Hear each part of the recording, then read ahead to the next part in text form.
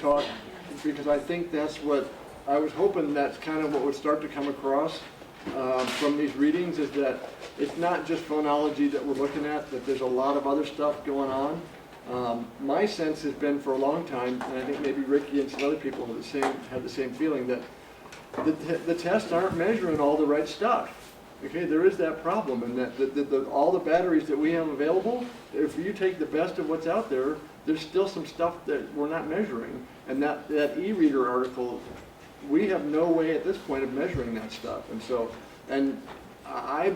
you'll see, I think, as you get out and test a lot of kids, there's a lot of kids that demonstrate behaviors that are consistent with what he's finding in there. And so I've been sitting there for years just going, these tests are not, they're not capturing everything that we need to capture. And so that's kind of what tonight I'm hoping is that to start to get you guys a broader, to sort of advance your thinking on dyslexia, and that it's a multi-dimensional disorder. It's not just a phonological disorder.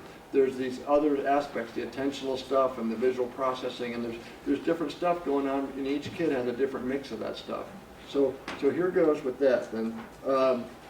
So I want to, as sort of a little bit of a review, we never really talked that much about Chapter 9 last time, the nature of learning. And again, we're educational diagnosticians. We're educational diagnosticians. It's all about learning.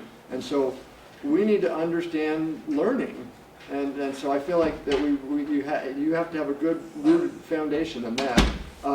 The second part, we'll talk about that Seidenberg article.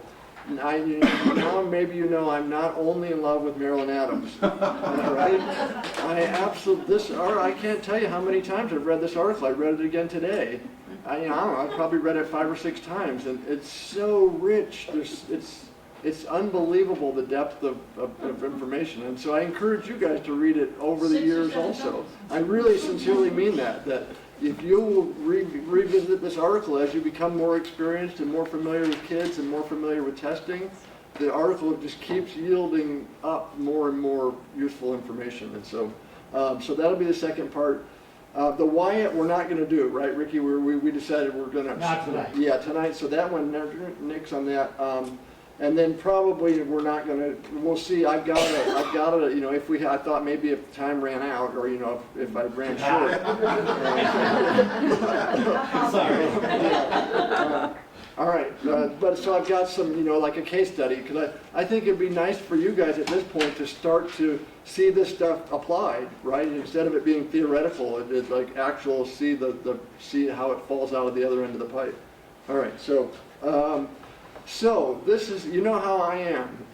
We can't just go straight to the point, okay? And so because I like last time when I put up that stuff about the, all the 95% success rate versus the 57 and all that stuff, I felt like that was a way to draw you into the validity and the value of that triangle model, okay? Like it's not just my opinion or those researchers' opinion.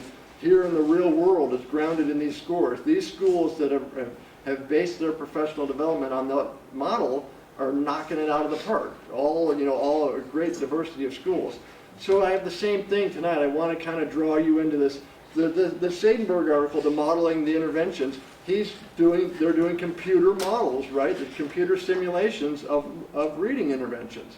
And so I think a lot of people, I emailed Nancy Mather, one of the authors of the WJ and the author of some of the books, the dyslexia book we're going to read and another book that we're going to read. And I said, you're the great Nancy Mather, but somehow you've completely missed the triangle model, okay, right? And I said, why don't you talk about the triangle model anywhere in anything you've written? I've probably read everything she's written, and she wrote back, and she's very, she seems like a really great person. She said, I've had some familiarity with it way back when, and she said it just seemed too mechanistic to me. No, did I already say this to you guys about what she said? She said it seemed too mechanistic to me.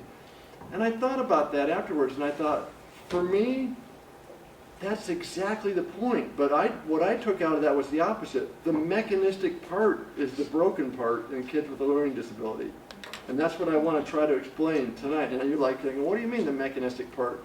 Sort of the sub-attentional automatic part. That's the part that's the most broken part, in my opinion, with the kids with the learning disabilities. And by her saying that, it kind of really triggered it to me. And when I reread this today, I noticed somewhere in there he says that, like maybe at the very end, he says, we do this mechanistic modeling. And he even used that word, and so it was really interesting to me how she came to that same sort of conclusion. But I really, I think there's a lot to this, and I think this will, it informs our practice a lot. So here's my way of drawing you guys into the mechanistic side, okay, and into the computer simulations. It's not straight into Seidenberg. This is from this other stuff. There's these, I can't even remember the guy's name. There's some other researchers who also are working with Microsoft, okay? And again, what Microsoft's doing is they're trying to do, artificial intelligence stuff, and they're trying to do these speech to print, and where the computer reads to you and the computer does all, does what we do, right? Well, guess which model they've gone for? This parallel distributed processing triangle model, okay? So they did this study on vocabulary learning, like how do we learn vocabulary, okay? And this is really fascinating to me. So there's a bunch of researchers that they've gone through this, and they take a huge representative sample, something like 1 million words of 1 through 8 literature, and they pump all that into the computer and analyze how many words are there. Okay, if up to grade 8, how many different words would a kid have to encounter? Okay, they came up with 609,000 different words. Okay, that's a lot of words, 609,000 words, okay, that you're going to have to be able to read. And this is for real, okay? So, but the second line there, if you take out, the root words, and the suffix and stuff like know and knowledge, right? If you do like that and you clump them together according to root words, it's dropped to only 100,000 words, okay? That's still a phenomenal amount, okay, of words. That's up to 8th grade. That's not through high school, okay? Through 8th grade, you're going to have to be able to read 100,000 different, these are, truly different words, not word families, okay? So this is vocabulary acquisition, right? And that's one of the big 5, right? Phonemic awareness, phonics, fluency, comprehension, vocabulary, right? There's one of our big 5. It's very important. So you're a teacher, you're like, all right, class, we're going to learn 20 words a week. Okay, that's a reasonable amount, right? Especially for the lower grades, for kind of 20 words per week times 36 weeks times 12 years. How many words do we get? 8,000 words. We're short 92,000 words. Uh-oh. Right? So how does it work then, right? And that's if you learn every word. And do the kids learn every word every week? No way. Especially not the kids with learning disabilities. Okay? There's something's missing here, okay? So how do we learn 100,000 words? How do we do that, okay? So all this stuff is so fascinating to me. There's some other researchers, and these are empirical studies with real classrooms and real kids, and they find that the probability that the student will understand and retain a new vocabulary word is 0.5. That's not very high. That's right. It takes a lot of exposure to actually understand and retain that word. Okay, so now if we got to learn 100,000 words, but our probability of learning them is 0.5, you can see they're moving further apart. Okay? You mean 0.05, right? What's that? You mean 0.05? Yeah, okay. Right. So a typical 5th grader reads 1 million words per year. Okay, that's not a learning disabled or a reading disabled student. Comprised of 17,900 different words. Again, these are these studies that were all these people done. I didn't cite them. And then of those words, they say about 12,000 of them are going to be new words, right? Those are the ones you need to learn, okay? So in a year, that 5th grader is going to need to learn about 12,000 words. So remember our 20 words per week, right? We came up with, what was it? It was 8,000, right? So there's still this gap in there, all right? So then you take the probability though, right? If I encounter those new words, right? I encountered 12,000 words, but we know from research that the percentage that they're learning is really low, that they're actually retaining and understanding. It only comes up to 645 words per year. Okay? So again, there's this problem. Like how is it that we master, how can an 8th grader read that where there's 100,000 words that they have to know? Okay? So if we need 100,000 words and we're getting 645 per year, it's going to take us 155 years to get that, right? If this is all that's going on, okay? It's going to take us 155 years. That's with perfect, right? If we match this up perfectly. So maybe we don't just get our vocabulary from reading and writing, we get it from speaking and listening also, right? So maybe the difference is we're really soaking it in by speaking and listening. This is the part that I really love, okay? I guess all of it. So they do these studies where they record conversation, all different kinds of conversations, from casual conversations to professional conversations, business conversations, and they analyze the complexity of the language that's used, okay? And here's what they found, okay? Of all oral language samples evaluated, there was only one sample that they found that exceeded preschool books, okay, preschool, and that was expert testimony from trials. All right? Right? I mean, that to me, so wait a minute, so when all this, my talk and all the language that we're immersed in is at a preschool level, basically, as far as the complexity of the text goes, unless you're doing expert testimony, and okay? So again, it's not the oral, right? It's not the oral language that's not making up the difference between this. And so there's still some mystery, like how do we learn all these vocabulary words, okay? So this, I give names like Lautner or something, and I can supply it if you want. This guy has done this, he's got a computer model, okay? He's modeling vocabulary learning, and guess what they're doing? They're doing a parallel distributed processing model. Okay, they call it a connectionist model. Okay, so the words are put into the computer, and then it makes these associations between each word and the total set of words. So they're putting textbooks in. Okay, is what they're doing. They're these grade level texts. Okay, all the readings that these kids are going to do. And what I like, that with the parentheses, it was my part. The total set of words. That's the context, right? So there's one of our processors, right, on that triangle model, that context one.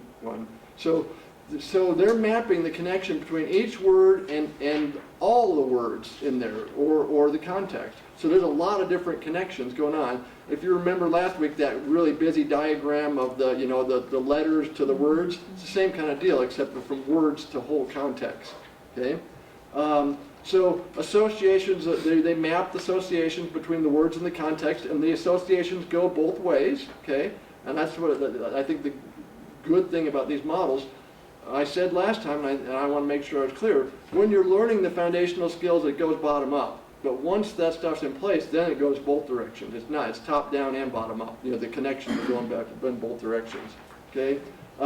So there's links from each word to each of its contexts, and from each context to all of its words. So there's this huge network of connections going on between all the words, okay? Each word to all the other words, and each context to all the individual words. All right, so now, the full complex of knowledge, okay, I think of this as a neural network, right? And that's kind of what these models are.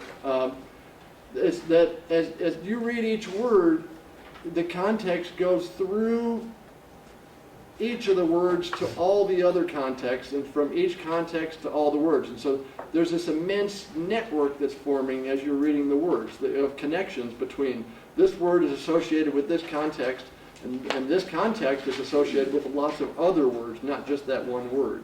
Okay? So in this model, as the model reads the next words and the next, as it keeps reading words, activation spreads, okay? Now, that to me is one of my key concepts in this class, is that automatic spreading activation energy. You're not having to think about, oh, I need to connect this and that. You can do that, The real part is that automatic spreading of the activation energy, okay? So it spreads to other related complexes or contexts, which may include clusters that have never been directly represented. Now we're getting there, okay? So connections are being formed to things that were never actually fully represented. There's our mystery, right? We're missing 92,000 words, right? And maybe those are the things that were never fully represented. Okay, do you see how this works? Okay, so it says, includes clusters that have never been directly represented by any combination of words and context the model has ever read before. That's how humans learn. That's how our brain works. Our brain is automatically forming connections. It's not in a box, and there's not a limit on it. Anything that's associated with that, it automatically starts wiring it up. Okay, so that's the connectionist part, right? Where the connections are being made in their model. That parallel distributed processing thing they call the PDP. That is a connectionist model. Okay, so the addition or modification of any one connection impacts lots of others, right? Because everything is so interconnected, and so as each connection forms, it's affecting a lot of different ones. And again, to me, that speaks to the nature of learning. And that's what, that's how we learn. That's how humans learn, is in neural networks and in this connectionist way. So what happens then, through these connections, okay, associations are made, and depending on how strongly they're associated, what they say, it pulls these things closer together, sort of algorithmically, okay, because it's a computer model. The more strongly the things are associated, they get pulled closer and closer together, okay? Or the opposite, they can get pushed apart if they're things that really aren't associated. And so you can imagine in something as complex as that, with all these interconnections, as you're reading, things are getting pulled apart and pushed together, okay? Stronger and weaker connections are automatically forming. Okay? So we get this expanding network of connections, all right? So here's the part that it gets to where it gets interesting. So this model, okay, its response to any text extends well beyond the specific words in the text. So again, we're getting to that point where how it's forming connections, and it's in a way it's creating knowledge, right? Because what is knowledge? It's connections of information, okay? So the larger the starting vocabulary, so if you gave it a really big vocabulary in the start, it's going to learn even more, because each of those words is forming its own connections, right? It's sort of exponential. And if you think about the kids that we get in special ed with learning disabilities, they have vocabulary, they're really low vocabulary a lot of the time, okay? And they have real low reading, and that's affecting the vocabulary. And so you see there's this exponential, there's sort of a multiplier effect. And that's what I want, is for you guys to have a sense that a learning disability is it's not 2 + 2 = 4, okay? It's 2 × 2 = 92,000. You see what I mean? There's a real multiplier effect going on. And I feel like that's missing from the field, the sense of the real nature of learning disabilities, and how a basic skills deficit over here in vocabulary or word reading has these profound consequences as you go up into the higher cognitive stuff, into the comprehension. Okay. Brent, is there I think I'm getting it, but I don't know. I'm just trying to think of a picture of the brain. Is there like a graphic that kind of shows how the connections are made and where they're made? And because I mean that's a lot of connections, like for words, and so yeah, there's a lot. I'm trying to figure out in my brain what it looks like, because if you can explain it to somebody, is that mine making sense? There's a lot of there's some really great new research, this white matter stuff.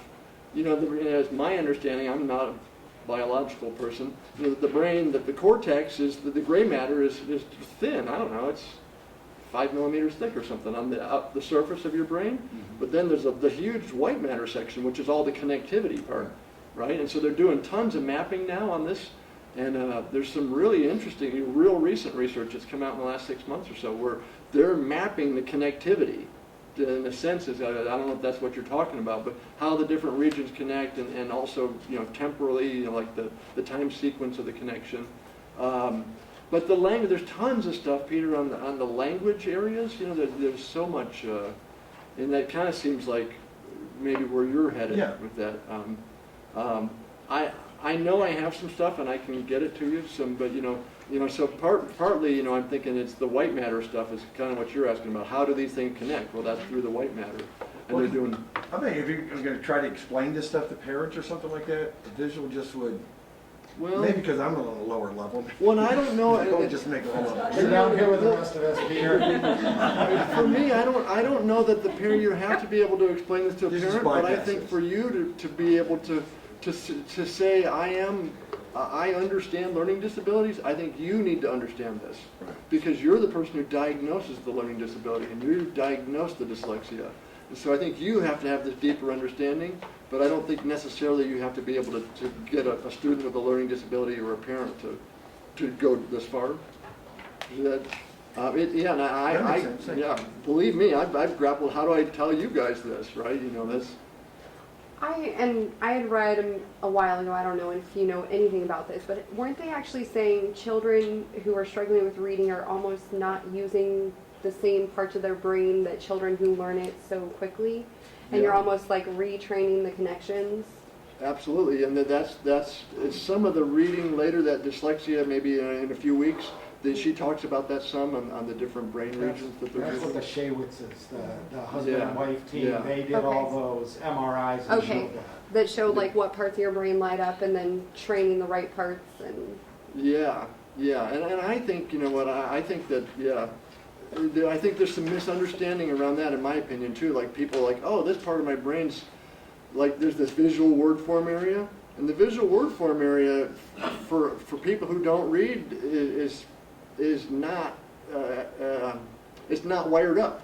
The reading changes it. Okay, and so when if you have a reading disability, because your reading is not going right, it's not training the visual word form area right. Okay. It's not so much that, in my opinion, the visual word form area is working fine, but it's not getting wired up to those other areas in a way such that the proper connections and stuff are going. And so we'll talk about that some in a couple weeks. Okay. But I want to throw one thing that Ricky jarred my mind. When I did that NIF, the National Institute for Literacy thing, remember Dr. Hugo Kerr, who met Marilyn Adams, and he called her the great lady, the guy he's over in Wales. And he's like the opposite of me, like the conclusions that he's come to. And so he's like, those fMRI studies, they're a bunch of crap. That stuff is just, it's hocus pocus, right? And but he's a very brilliant and well-spoken and knowledgeable man. I mean, he didn't say it as poorly as I did. But he keeps hammering away at it. Dyslexia is not a real disorder. It was his point. Dyslexia is not real. And we can't even figure out what dyslexia is. How can you say it's real? These studies, one study says it's this, another says it's that. And I like to think of myself as sort of that I'm not a chauvinist about this stuff, and that I'm open to other opinions on this stuff. So I saw this thing where they did a study on fMRI. My wife was working at the medical school for a while, and she started telling me about this, that when they do these fMRIs, this is a mathematical thing. They do this image, and what comes out of the machine is an incredibly busy image of the brain, okay? And they go in algorithmically and mathematically and subtract the noise out, okay? So you can imagine that your signal's in there somewhere, but it's completely buried in noise. And they have to go in and mathematically subtract the noise. That sounds like, it's open for... Oh, that's right. You can do whatever you want with that, right? I'll just subtract that part and leave that part, so Dr. Kerr over there, he didn't know anything about any of this, and so I thought, all right, just to prove that I'm an equal, I'm open to all sides of the debate. So I found an article where they took it. I'm not making this up. They took a dead salmon and they put it in the fMRI machine, okay? And guess what they got? They got significant findings. Okay, I'm not making this up, okay? And so I take that stuff with a big grain of salt. And Seidenberg, the author of one of our, one of the authors, and I know I always feel bad because there's all these other authors on here, and I just call it Seidenberg, and they're probably, he's really big on that. What he keeps saying, the null findings always just get discarded and never reported. And he's a top research scientist, and so when he says that, I'm sure it's really happening out there. And so I always take the fMRI stuff with a little bit of a grain of salt. I'm like, all right, how much of this did you throw out and how much did you keep? And as we're talking about all this, I can't help but think, how much do you researchers really understand about dyslexia? Like a percentage? Are we like at like 5%, 10%, or are we pretty sure that it's like 95% we understand dyslexia? I think there's a lot of sort of this foxhole thing where there's the one, Keith Rayner is the eye tracking guy, and he knows everything about eye tracking, but he doesn't know anything about audiology, right, or phonology. And then there's the, then there's the Virginia Behringer, and she's the orthography person, and she knows everything about orthography, but, and so I think there's a lot of that sort of this foxhole stuff going on, and connecting the stuff, I think there's a real problem with that, and connecting it up into there needs to be a unified theory. I think that the pieces are out there, but the unified theory hasn't come forward yet, in my opinion. And so we should call it the Brandt theory. Why don't you work on that? I'm getting there. Tonight's Okay. you'll see part of it. Don't underestimate All this right. guy. So yeah. So is it fair to say that dyslexia could be indicative of many different issues? Absolutely. And that's where, where I got that thing, the when on the e-reader guy tonight, Matthew Schneps, when his research came out just like last year, and that's the other thing I hope that you guys are seeing here, that it's evolving before your eyes. From when Ricky was trained, from when I was trained, there's so much new research has come out of it, and really important stuff, not like weird stuff on the fringes, but core important things have come forward in the last 10 years. And so it's evolving before our eyes. Like that e-reader, that was last year when that came out. And so I emailed that Matthew Schneps, to try and get him to let me use his little app that he had for the iPod. And so we had a little exchange. And one of the things that he said was, he's a PhD in astrophysics professor at Harvard, okay, but who also happens to be severely dyslexic. Okay, that's the perfect person. Okay, he's a super genius, and he's severely dyslexic. So he's constantly thinking about dyslexia. And what we get? We got this incredible research that came, because he's super smart and he's well versed in doing high quality research. He's a professor at Harvard. He's got all these resources, imaginable. And he's dyslexic, and he's been suffering with it his whole life, and so he's constantly thinking about it, and what is going on here. And I think that was, right, he started, it took somebody kind of from outside the field, as it were, to kind of crack that next layer. Okay, and so I lost what you said there on and the so sorry. So what he said to me was, dyslexia exists along multiple dimensions. I love the clarity of that statement. It does, right? For some people, it's almost purely phonological. Some people, it's orthographic. Some people, it's attentional. Some, it's all of the above, right? And so it's along these. I used to say that we need a thing like the DSM-4 or the 5 it is now. How they have the diagnosis along these different axes. This on this axis and that on that axis. That's what I think we need for dyslexia, something like that. A standardized, multidimensional diagnostic framework, kind of, as it were. Is it necessary that the cognitive ability of that person should be on the normal, within the average range for a person to be qualified as? Well, and that gets into sort of the sort of the legislative part or the regulatory part. I think you got 145 IQ like Matthew Schneps, right? But your reading is 3 standard deviations below your IQ. Okay, so you're down at 100. The reason I brought that up is because in our one of our IP meetings, we recommended for screening for the possible dyslexia. And then the diagnostician came to me right away and they said, "You're not proposing this is because you already know that this child has, severe." Right. Use them at the other end. Some The are low. Oh, he said, oh, the low end. Oh, and you know, really low cognitive Well- abilities, so he will never qualify for dyslexia. it. You know, now I'm looking for it, right? But in something I read recently, I suspect it was something for this class, but I've read a lot of stuff. You know, where they openly say in there, and as Ricky mentioned, the Shaywitzes, the people at Yale, the Bennett and Sally Shaywitz, they've got and I emailed Sally Shaywitz, and she sent me her thing. You know, she sent me the stuff from her research. I remember I was talking about how that for typical readers, IQ and reading comprehension track hand in hand. If you have high IQ and you're not dyslexic, you'll have high reading comprehension, your reading abilities, right? Or if you have low IQ and you're not dyslexic, you'll have low, right? They track hand in hand, your intelligence and your reading ability. But for dyslexics, they're disassociated. It could be anything. You could have super high IQ and have low reading if you're dyslexic, right? Because that's interfering with your reading. Or you can have a low IQ and have low reading. It's harder to say, is your reading, if your IQ is 70 and your reading is 70, well, all right, is it dyslexia or not? And that's kind of the differential diagnosis, right? That's what this class is about. And that's where you're looking for that other stuff, the phonological impairments, the family history. To me, that's the diagnostic question. And so, yes, for a long answer, I believe that you can have a low IQ and dyslexia, or you can have any IQ and have dyslexia. Okay?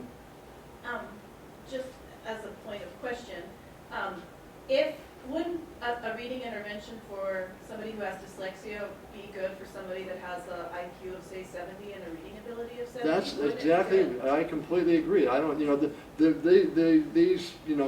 These interventions and curricula that focus on the structure of the language, the spoken and written language, they're great for dyslexics, but they're great for everybody, right? I've had parents of kids who had real high IQs and said, well, my kid doesn't need that. And you know what the high kids get is they become expert spellers. And so if nothing else, there's that benefit for them, okay, if they get put through a curriculum like that. So yeah, I don't think there's no shortcoming in my opinion for that. Okay, I'm going to keep going. So they compared. So they take these books, the actual books that the school kids read, and they put all the words in that book through that LSA model, okay, and then they see how many words it learns, and then they actually measure the kids' vocabulary and see how many real kids learn, okay, and so they train with text up to 7th grade level. The model reads the books, okay, and then they measure how many, because remember, that's the good thing about these computer models is you can go in there and it leaves a trail of breadcrumbs, and you can see what's happening, and you can't see that going on in the kid's head, because it's all mathematical and algorithmic, and so you can see the connections and how strongly they're made and where they're made and how they're made, and you can really analyze it in a way you can't with a kid, okay? So here's the likelihood that the model gained adequate understanding of new words was 0.05. Exactly, not kind of, it was exactly the number that the researchers found when they measure real kids. Okay? And so to me, that's my point, is that I'm seeing it more and more with these models. These computer models they're good and they work. And so we should use them to inform our knowledge about intervention and reading acquisition, because I've seen in multiple instances where they're coming out spot on, okay, and they're not close. And in the Sandberg article, he talks about that where they've done a series of these studies. There's more than just this article, where they're getting very, very similar results to what they empirically get with the kids in the classrooms. And so what my point, I guess, with all this is, and this build into this article, is that these models are valid, and they give valid and reliable results, and they can really help us to understand how kids learn to read and what's going on with the disabled kids. And that's what's going on with this article. Okay? To me, that, I don't know, it can't get any better than that. They got the exact same number that they got with that. So it's back, and last week, one of those readings, Marilyn Adams used that term. She said, the reading process is embedded deep in the sub-attentional machinery. I agree with that. There's an awful lot that's going on at a sub-attentional level. All those connections that are forming, okay, right? That's, you're not thinking those connections through. The brain is automatically, that's what our brain does. That's how it's set up, and that's its function, you know, the way it works. So with each new reading, the model increased its understanding not just of the words that were in the text, but also of words that were not in the text. That's the nature of learning.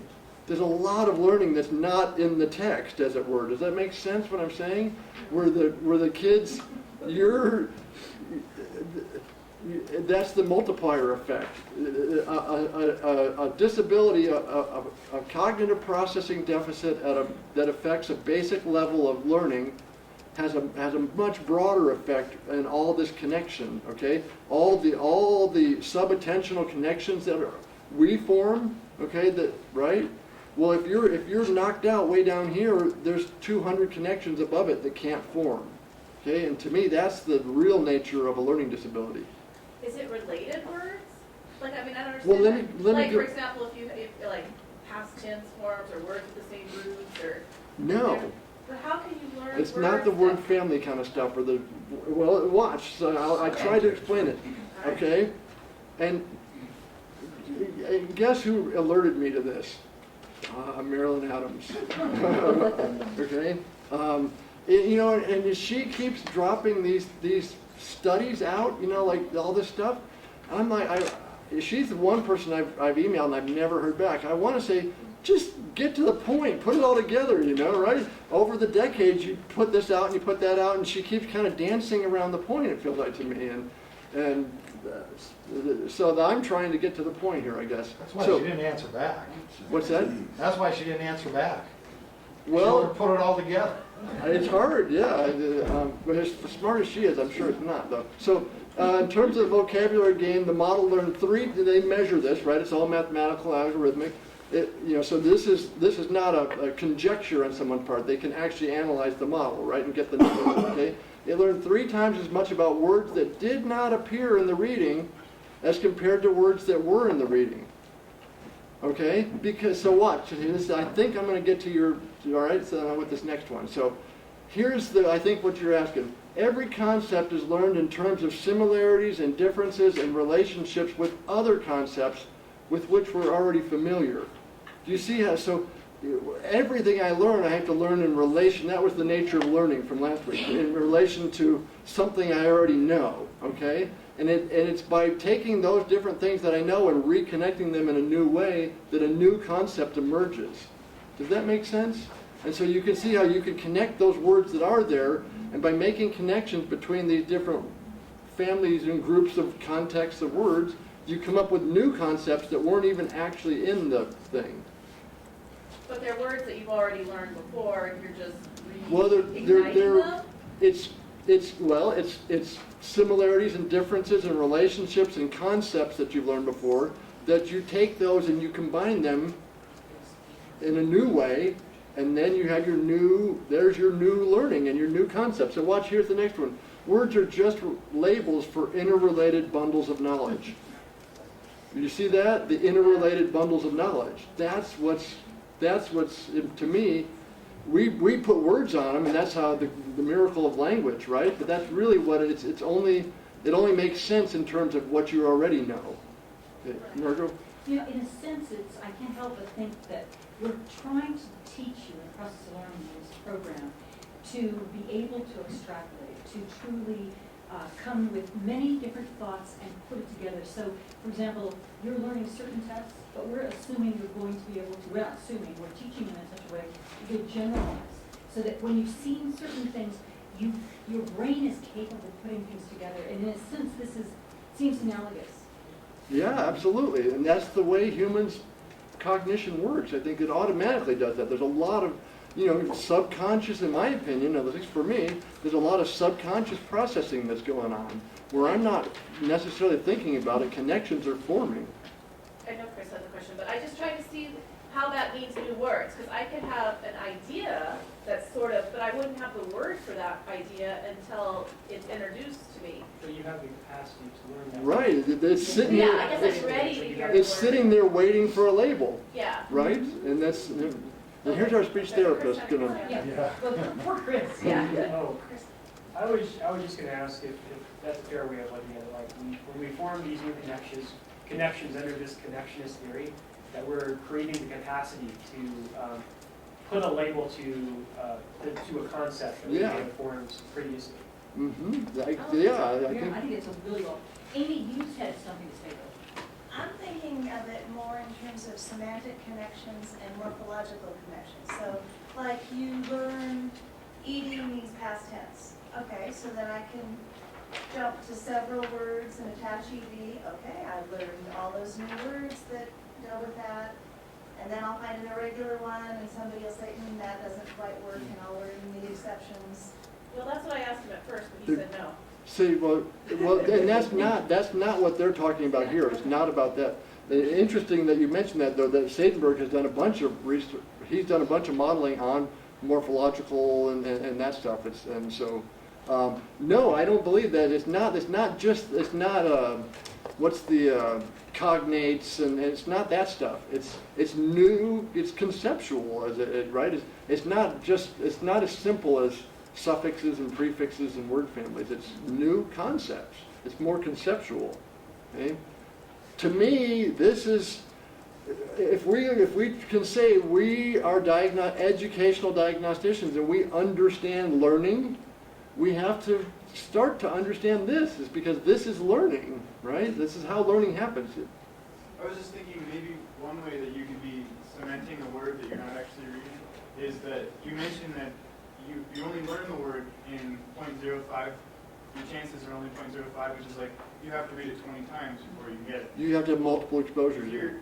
Maybe it's possible that it's in your brain because you've read it once, or a few, not 20 times. You haven't quite learned it yet, but something else you're reading is cementing it for you somehow. Well, and then how do you learn a word, right? I mean, what does that mean to learn? Like to learn its definition, or you see what I mean? To actually know, a word has so much to it, Yeah. and, right? Does that make sense? And so I think there's a lot more than the spelling and the pronunciation, right? There's all the connections of meanings that go with that word too. And so I think that's probably, it's an expanding sphere, right? Does that make sense? You learn more and more about that word, and you connect it up more and more with different stuff. Okay? So to me, I wanted to get this point across that you are diagnosing learning problems, and if you're going to do that, then you need to have a deeper understanding of how do we learn stuff. So I said, I've talked about this. You can see how those basic, problems at an elemental level, at the word reading level and at these lower level skills, if we get shut down in there, then all the sort of the multiplier and the connectivity that would have happened above that shuts down with it also. And a lot of that stuff is not happening through instruction. It's happening through cognition and through these automatic connection forming. Okay, so maybe I say, maybe this helps us to understand. Remember we had the missing 92,000 words? And to me, those things go together. Okay, yeah, that other stuff is kind of mysterious and like, all right, maybe I do or don't believe this. But these numbers, there's still that number gap, right, that we're up against. And really, to me, this helps me to understand that how can an 8th grader deal with the 100,000 words? So still, if you're at that 0.05, right, you would still only come up with the 5,000 words. But if we learn a lot more, right, and then, in their study, it was only 3 times, right, and so 3 times still doesn't fill the whole gap, right, but if we learn a lot more from the stuff that's not actually on the page, that's not actually said, but through the connections of the things that were said, right, if I say 100 things, then I can have however many 100,000 connections between them. I'm not a mathematician, I know I keep interrupting, but wouldn't that 5,160 also be exponential as well? Because now they know those words, so wouldn't they be? Well, yeah, and they can start forming exactly, right. Then they start forming their connections, right, and that's I think is the nature of it, that connection is... That could be the other words, some of the other words. Yeah, and so to me, it fits, there's that sort of that ecological validity. We know that there's something more going on, right? When you do the numbers, then there's all this missing knowledge that didn't come from direct instruction. It didn't come from reading, but somehow that stuff, the knowledge accrues. Okay, and I feel like we have to understand that it's not, it doesn't make sense to deny that and just to say no, we're not going to look over there. That's not happening, because it is, right? So this is one thing that I love where Dr. Kerr and I agreed. Okay, this was his way of putting it. The subattentional stuff. Okay, that he said it's massive, meaning that there's a lot more going on below the waterline. Okay, and it's distributed, so it's not in one spot. That's this whole thing, and it's parallel, meaning it's happening simultaneously. Okay, not serially down the line. And I very much agree with that. And then again, so that's where I feel like, there's a whole part of a learning disability that's happening at that level, at the subattentional level, that really matters and it really affects the kids. And the field is not going to move forward unless we begin to think about that. Right now, it seems like everybody's still in there. We're not going to talk about that part of it. And to me, that might be the bigger side of the equation. And so I'm hoping that, that we begin that to move our knowledge forward on that stuff. So I found this great. I love this. I was looking for a graphic, right, for the tip of the iceberg, and man, what pops up? But there it is. It's the brain. I love that. It's the perfect graphic for this thing, and the frontal lobes, no less. So I say, does it make any sense to deny or ignore the greater portion of learning? Remember, 3 times as much was happening with that other stuff, right? That occurs at a subattentional level. To me, it's subattentional. That's right? It's not. It wasn't through the direct reading. It was through those other connections. Okay, and perhaps learning disabilities have a greater effect at that subattentional level. You're pretty darn soon you're going to be the learning disability expert at your school, and so I want you to have a broader knowledge and a deeper sense of this stuff. All right, so. That's my lead-in to tonight's article. I'm sorry. But to me, that may helps us to understand this model. Okay, so this was from. Remember, we saw that Nina Kraus lady, the weird hyperactive lady who had the auditory brainstem. I don't know if you remember that video, which the whole video is really good. So she did this study. She's at Northwestern, where they have the kids where they watch a movie. But they're playing a sound in the background, okay? And they're recording the brain's response to that sound. So the kid's attention is on the movie. They don't tell them anything about you're going to hear this sound and we're going to record how your brain reacts to this sound. And so what they found is that the non-dyslexic kids, that their brain, at first, they had sort of a fuzzy response to that background sound. Okay, but as the sound repeated, and they're recording, remember that auditory brainstem where she had those actual graphs of the response? They're recording the kid's brain responding to that sound. And the signal, at first, it's shaky and fuzzy, and remember she said jittery, right? But then as they hear it more and more, it tightens up until it gets real crisp. And the brain is really clearly representing that. It's responding the same way exactly over and over to that sound. At first, it's not. It's jittery, it's moving around, it's fuzzy. That's the subattentional part. Okay, the kid's watching a movie, right? And so I think there's a lot going on with kids with learning disabilities, with that their subattentional machinery is also being affected, and I think that's the biggest effect of a learning disability. So I love this. So there was an article that came out about, I don't know, 5 or 6 years ago. It was in the New York Times, and I took this quote right out of this article, and the graphic. Okay, then he said there's a bevy of experiments in recent years to suggest, and they cite the experiments in there where they have people do these actions, and they're recording all the different stuff in their brain, and it turns out that the brain has already processed it and told, even before the conscious part of the brain has come on board. The subconscious part has already done all the thinking and processing. And they're able to measure that, okay? And so they've done this a bunch. Like they say, there's a bevy of experiments in recent years that suggest the conscious mind is like a monkey riding a tiger of subconscious decisions and actions in progress and frantically making up stories about being in control. I agree with that. And there's real science behind this stuff. There's an awful lot happening below the waterline. Okay, and I think that we need to not ignore that.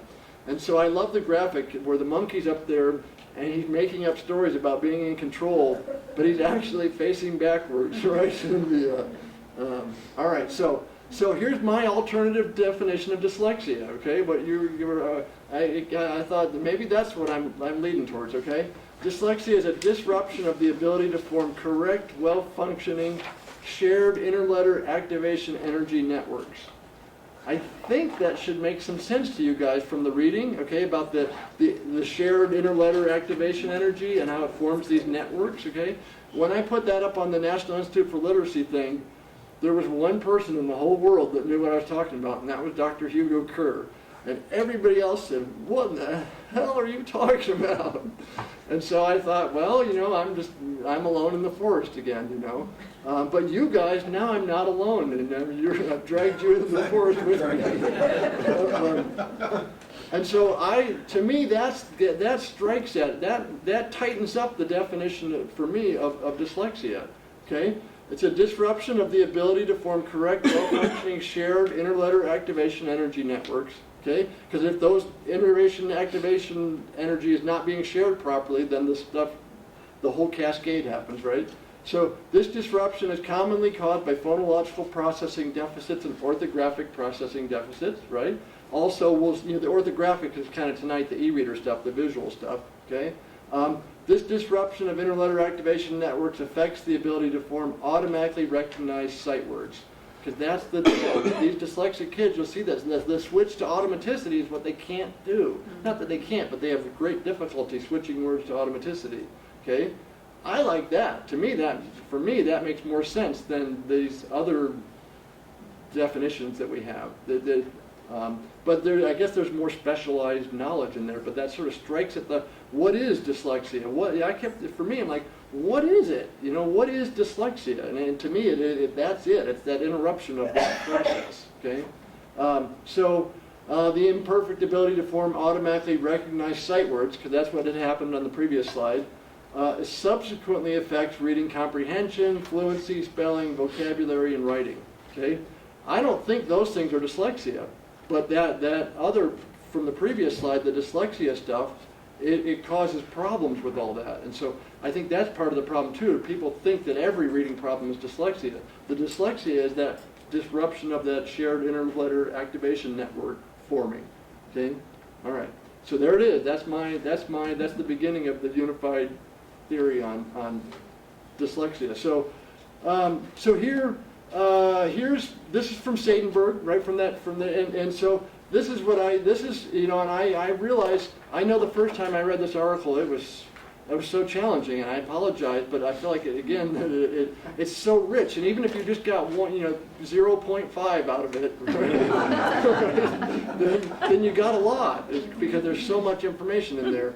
But here's what I find interesting. So here's his model, right, from there. So you have the input, the orthographic, so that's the letters and words that are going into the model, right? Well, immediately there's this something called the hidden units that he never really clearly explains in that article. And I emailed him, and he wouldn't respond when I asked for a clarification on that. And here's so I want to give you my interpretation of what are the hidden units, or go in the other direction, there's the cleanup units, okay? Remember I was talking about there's all this subattentional machinery? What if we called the subattentional machinery hidden units? Right? To me, those two things that fit. That's really why I think the hidden units, what he put in there, what they were is so that the model could learn from itself. It wasn't just learning from the input that was being fed into the model. By putting in the hidden units and the cleanup units, now we have circles of where and they're going in both directions. The model it's learning from the outside, from the input, but it's also learning from the inside, from itself. To me, that sounds like how the brain works and how we learn. And so that's my explanation of the hidden units. They had to put the hidden units and cleanups in so that the model could learn from itself. And where I saw this also last year, there was an artificial intelligence article in the New York Times And I think I told you that, and they're like, wow, there's this great stuff, it's called artificial intelligence, and the computers are able to learn from themselves. Well, all it was this stuff, and it's been around since 1986. It's been around for decades and decades. And so that's my explanation of that. But again, to me, that fits with what we're beginning to understand about how human learning happens. So is it kind of like a metacognitive process? What's that? Is it kind of like a metacognitive process? Well, but I think of metacognitive more as I'm thinking of as conscious, right? Does that make sense? Whereas this is not. It's at a subconscious level. Where it's forming connections that are not directly from the input that's being put into the model. It's forming internal connections based on the connections that are formed from the input. It's like a second layer of connections, or third or fourth. I don't know how many layers it goes. Okay, so here now we're getting into the article. So he said in there was this curious effect that happened, that if we do phonological awareness training, okay, at different times in your reading acquisition, you have these big differences. So if you train the kids, if their phonological awareness at preschool before they're reading, okay, the effect size was 1.25, so 1.25 standard deviations. So that's a big change. That's a big growth, right? Okay. If you wait and do it at kindergarten, look at that. It drops off by more than half. Okay, it's half as much. Right here, to me, this is important, okay? Because this is what we talk a lot about, is reading acquisition and phonological awareness training. And so right here, they're saying if we wait till kindergarten, where the kids have already begun their exposure to print and attempts at word reading, for some reason it drops in half. And what this is their growth in reading. It's not their growth in phonology, okay? And so if we do the phonology early, we get this big effect in reading. If we wait till first grade or kinder, we get half as much of an effect. And so, right there, that seems to be a missing piece of knowledge out in the field as a whole, in my opinion. So he's like, well, why is it that this happens? And so he says, he theorizes, right, that by depending on when you do it, it places pressure on the connections between the orthography and the phonology. So the letters and the pronunciation. But here, and this gets back to last time, so it places pressure on the orthographic phonological system to form more componential mappings. Okay? Anybody? I had to. What does he mean by that? What are the components of words? Letters. Okay? Right? Remember then the inner letter activation? And so what we're saying is that it makes it's less fuzzy and it's less whole word. It makes each letter come into full resolution. The letters are the components of the words, okay? And so if you do this training right, you get more letters in each word get more firmly connected to each other, or more clearly and accurately connected, okay? So the model, it becomes more sensitive to the internal components of words, right? The classroom, okay? So they can vary the degree of phonological impairment that the computer has, and then see what happens, okay? We're gonna mess up your phonology, and then we're gonna you're gonna start decoding words, and let's watch what happens. Remember, it's all algorithmic, so they can go in there and forensically figure it out, okay? What happened when we did that, okay? So they varied the degree of phonological impairment, and when they did this, it provided a close fit in word and non-wording reading skill to a wide range of subjects. So one of the guys, I guess he's not on here, one of his previous co-authors is this guy, Frank Manis. And they did these other studies where they did real world. Manis did these studies in the classroom. Okay, we're going to do these interventions with kids, and we're going to get the data on how many words they can decode, okay?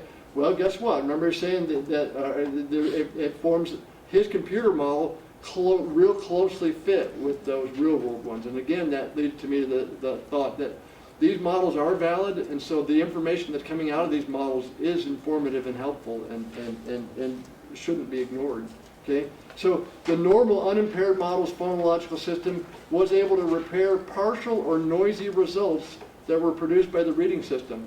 Remember we were talking about these kids have fuzzy phonology? There it is, a partial, right, or noisy result.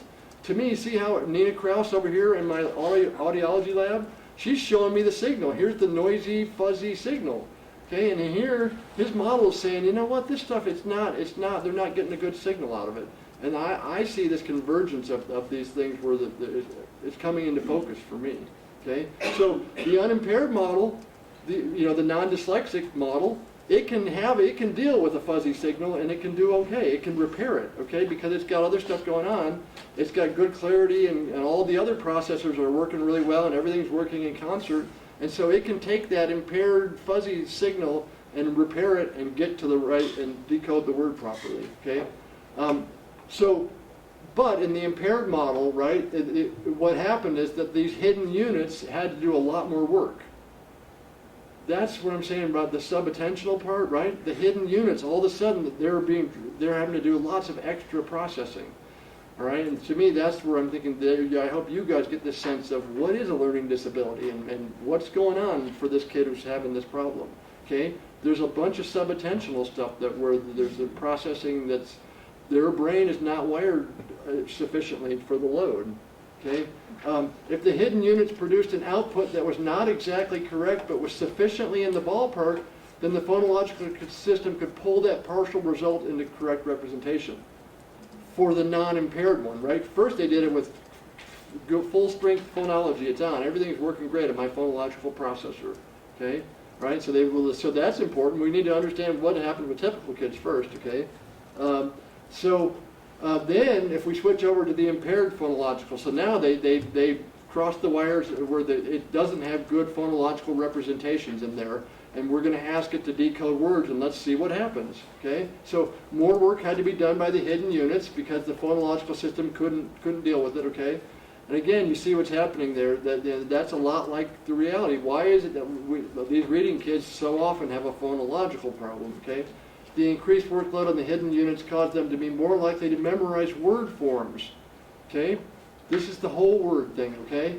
And to form item-specific, and I put this whole word representations.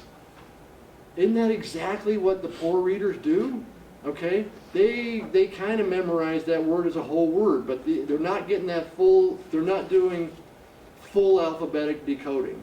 Okay? And so they're not getting the full interletter activation. And so their model's showing that. Their model shows that they're not getting all the letters represented in there. When your phonology is impaired, it affects the orthography, okay, and those connections orthographically.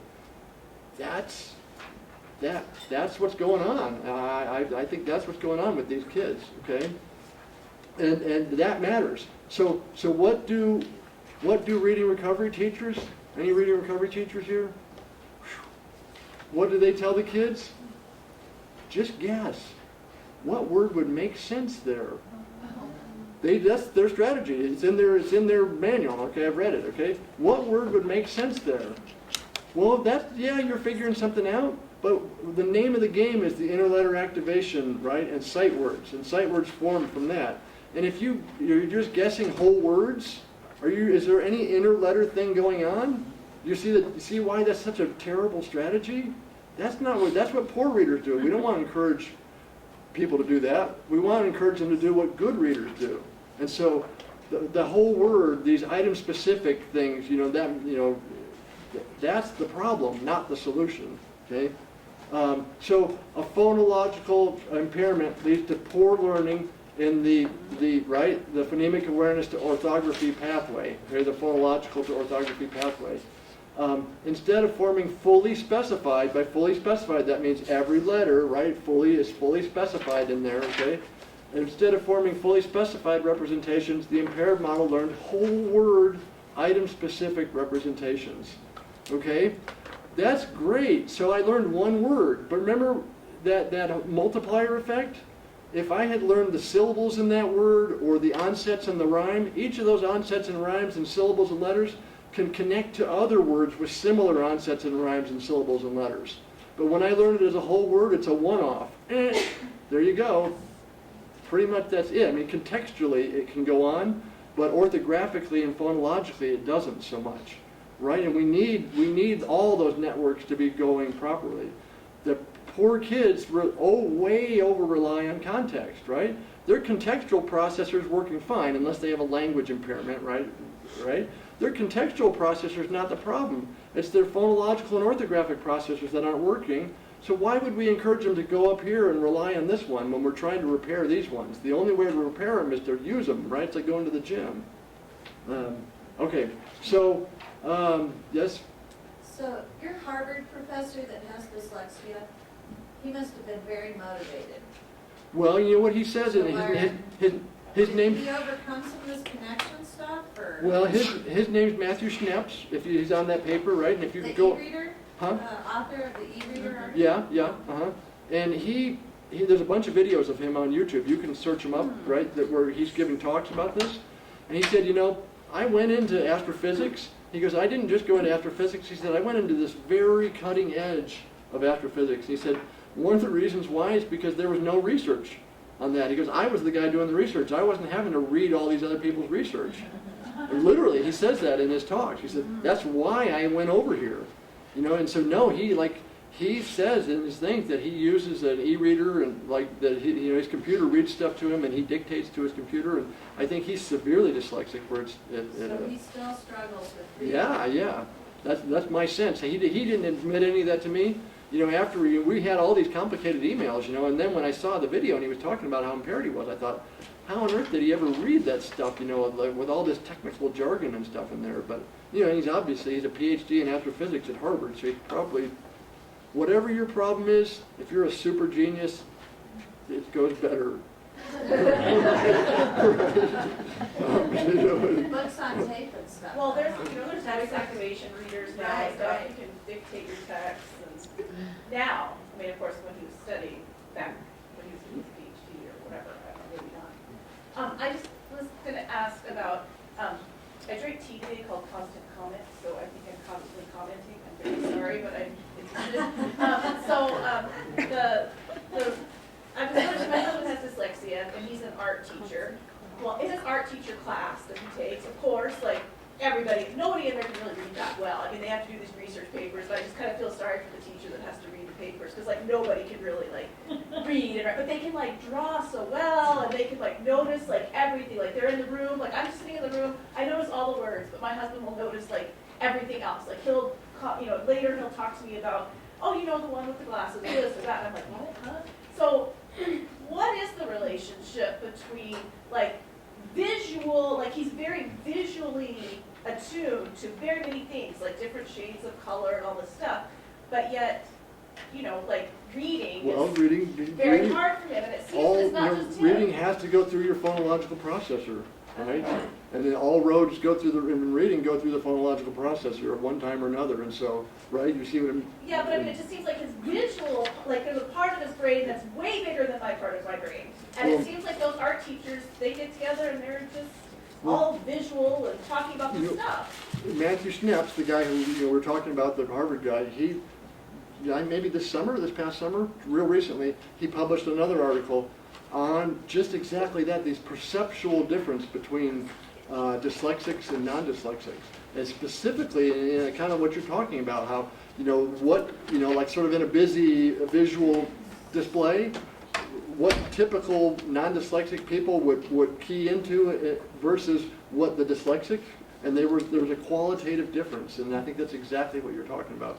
But I don't think that's for all dyslexics. I think it gets to this executive function stuff, and then there's, there are a group on one of those axes of dyslexics who are more visual, and they have differences that way, but I don't think all of them are like that. And so there was also another real recently, maybe in the last few months, in the New Yorker, there was an article on dyslexia that was really good, and what they were studying is, what about functional dyslexics, maybe people like Matthew Schneps, who, in spite of, and these people had intact phonology, they were definitely dyslexic, but they had gone on and been successful, and what they found was they had high executive function with this group, and so you can see that too, where if you have real strong executive function, where you strategically march yourself through processes that other dyslexic who have weak executive function go off in the rough, right? And so you see what's happening, the multidimensional nature of dyslexia is it. But executive functioning is the ability to like plan or to come up with strategies to get around Metacognition, planning, organization, right? That doesn't have ADHD, he really can't plan anything, Right. but okay. So again, but Somehow figured out a way, I guess. you see what's happening. We can't pull any one string without all the others.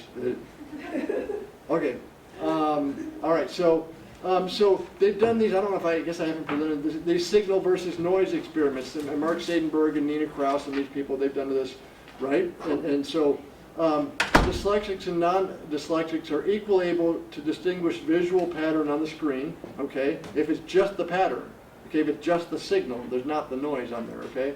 It's only when the visual noise was added, the snow on the screen, did differences emerge, okay? People with dyslexia may have a harder time distinguishing a signal from noise. I think that's not a conscious thing. Again, this is that subconscious part. It's a sensory perceptual thing, right? Their brain, what it's keying onto as the signal is actually the noise, okay? Or there's a bunch of noise that's polluting the signal. Whereas the non-dyslexics, they automatically, their brain goes right on, bullseye onto the signal, okay? But because they're not as adept at filtering out the background, non-essentially sensory information, the dyslexics, so what's being wired into their brain as the signal and getting wired up into a network was actually noise. And you see how that in the Nina Kraus stuff, where she said we have this noisy signal. She's actually quantifying it, showing you on these graphs. So this is what these guys said. In fact, the deficit we found is not specifically visual, and I would agree with that, right? There's that whole phonological part. We think of it as a sign of a basic problem in sensory perception, okay?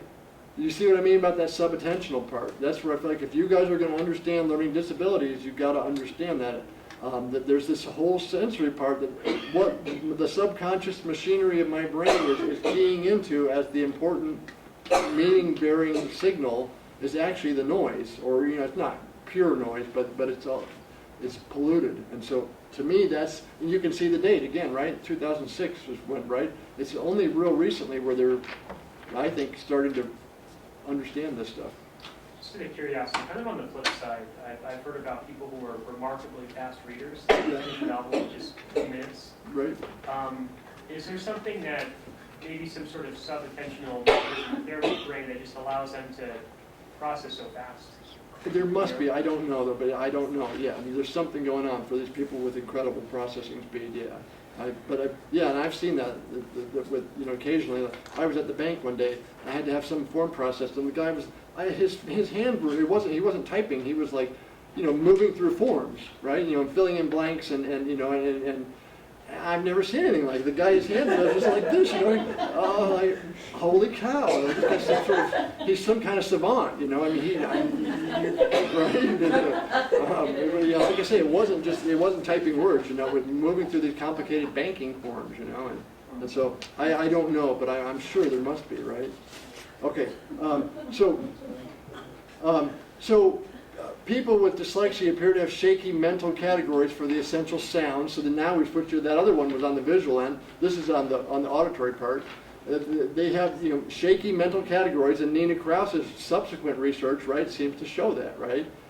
For the sounds, the essential sounds that make up our language. Remember we talked about the structure of our language, both the sound structure and the written, the orthographic structure. It's harder to make a language task automatic when your categories are fuzzier, right? Because each time you're wiring it up wrong, as it were. The data suggests that the mechanism responsible for faulty phonological development is quite general and has to do with attention in a broad sense. And see, that's what I'm saying, that multi-dimensional nature of dyslexia. Okay, maybe all those multiple dimensions connect somewhere further upstream, right? And maybe there is some sort of root thing going on back there. I suspect there's not one root cause, but multiple, right, that are back there. But you can see if you have that multimodal attentional processing deficit that affects both visual and phonological, right, how that's really going to mess up your reading, or it has the potential to do that. Okay?